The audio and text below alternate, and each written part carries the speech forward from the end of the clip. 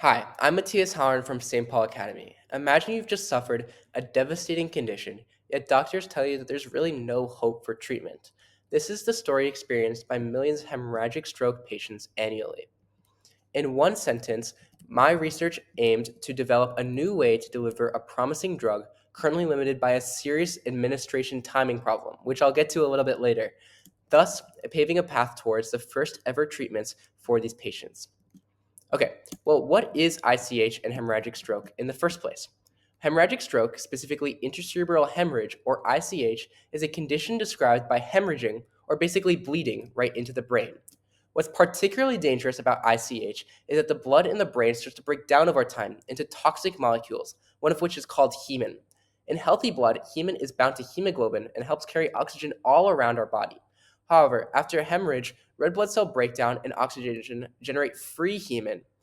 What makes this so devastating is that this hemin degrades neuronal lipid membranes through something called lipid peroxidation, ultimately resulting in huge amounts of cell death. I like to think about it like that these toxic blood components are slowly eating away at our brain, breaking down these membranes and irreversibly killing these neurons. This is why, unfortunately, nearly half of patients die within 30 days of hemorrhagic stroke. And again, there are just zero pharmacologic options to treat this blood breakdown, despite over 3 million people dying in 2021 alone. But despite that, there are potential options for therapy, and one of the most promising actually appears to be a protein found in our own body called hemopexin. And in theory, it sounds great. Hemopexin binds very strongly to hemin and clears it from the hematoma, preventing it from basically eating away at our brain. The issue is that we just don't have enough of it during a stroke, so scientists have experimented with supplementing our bodies with even more of this great protein. And in fact, in preclinical models of ICH, scientists increased brain hemopexin and it reduced the hematoma volume, which is a key indicator of treatment effectiveness, by approximately 46%. However, there's a serious timing issue associated with hemopexin therapy that prevents its translation into humans, and this is that premature administration is really, really dangerous. Hemopexin has such a high affinity to hemin, such that in the early stage of stroke, where hemin is still bound to hemoglobin, hemopexin rips hemin from hemoglobin and causes oxidative injury, proven to increase neuronal death by up to 12-fold. But in contrast, late dosing misses the window entirely. So, bluntly, since doctors cannot tell what therapeutic window patients are in, they can never know whether administering this potentially life saving drug could help or seriously harm the patient. Thus, the gap is that we desperately need new techniques to deliver this therapeutic only where when it is safe and effective.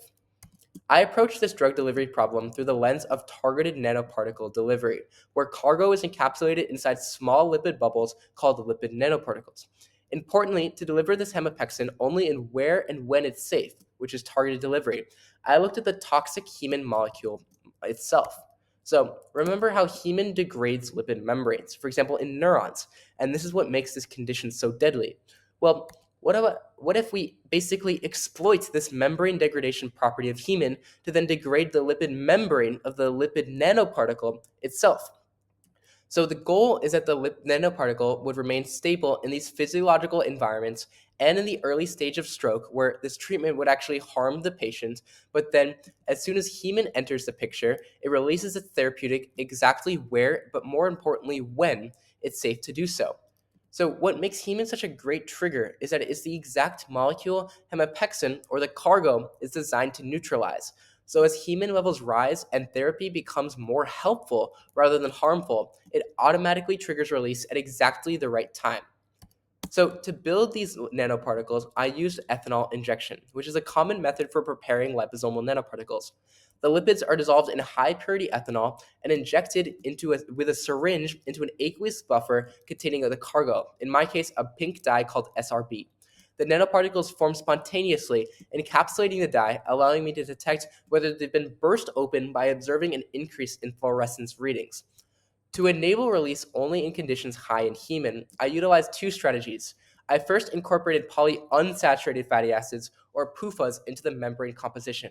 These are the types of lipids found in neuronal cells that can be degraded by hemin. I selected PLIPC 16.2 18.0 for its existing use in lipid peroxidation studies. Secondly, I developed hemin binding peptide based off the IRP2 hemin binding motif, which was evaluated to have the highest binding affinity. The peptide does two things. Firstly, it enables hemin recruitment right at the nanoparticle surface, and two, it catalytically activates hemin into a high spin state perfect for lipid membrane degradation. Nanoparticles also consisted of 45 molar cholesterol and DSPC to provide a strong structure for tuning down the line. I then tested multiple different formulations of this PUFA and peptide ingredients in nanoparticles, and I recorded their baseline leakage and hemin trigger release in an in vitro model of ICH. I fed these data points into a response service model to determine the formulation that maximizes hemin trigger release while minimizing hemin or baseline leakage. I then built the optimal formulation and evaluated it in hemin and baseline conditions, plus a 50 micromolar hydrogen peroxide condition that simulates the early hemorrhagic microenvironment where nanoparticle release would harm the patient. Based off of the model and seen in the graph, I found a 24.5% PLIPC PUFA and a 6.3% peptide functionalization was the optimal formulation for selective hemin release.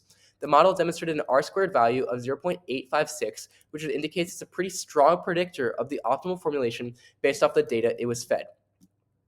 This optimal formulation was evaluated or demonstrated on average just 8.9% baseline leakage in physiological conditions over 75 minutes, but over 43% release in hemin, nearly a five-fold jump in release, which in general, in the grand scope of things, is a pretty clear demonstration of targeted release. A one-way ANOVA with two key post-hoc analysis demonstrated that hemin-triggered release was statistically significant from both baseline, p is equal to less 0.01, and ROS. Also, importantly, the optimal formulation demonstrated a 50 micromolar hydrogen peroxide release, which models this early ICH environment, which was not statistically different from baseline leakage, evidenced by the overlapping error bars in the figure and a p-value of 0.2875. This means that the nanoparticle would remain stable at rates statistically similar to baseline leakage, even in the early ICH conditions where drug release again would harm the patient. But what does this all mean? And ultimately, why do you care? So this study demonstrates that hemin-mediated lipid peroxidation can be exploited as a precise trigger for spatially and temporally selective drug delivery in hemorrhagic stroke conditions. But much more importantly, this platform could enable safe Hemopexin administration, offering the first platform pharmacologic treatment to millions of ICH patients annually. Right now, nearly half of these patients die within a month, and survivors face severe disability. And again, doctors just have nothing to offer them. But this platform could finally change that. Several limitations should be noted, however. This work was performed in surrogate dye and in vitro conditions. Essential steps should include confirming selective therapeutic performance in in vitro ICH models like zebrafish. But if those pan out, as this data suggests, millions of patients may finally have an option. Thank you for watching for my video. If you guys have any questions whatsoever, please feel free to come up to me. To be honest, I really appreciated and loved talking to you guys during the regional science fair, and I can't wait to do it again at state. So hope to see you soon. Can't wait for some questions. Again, just thank you for watching my video. Thank you. Bye.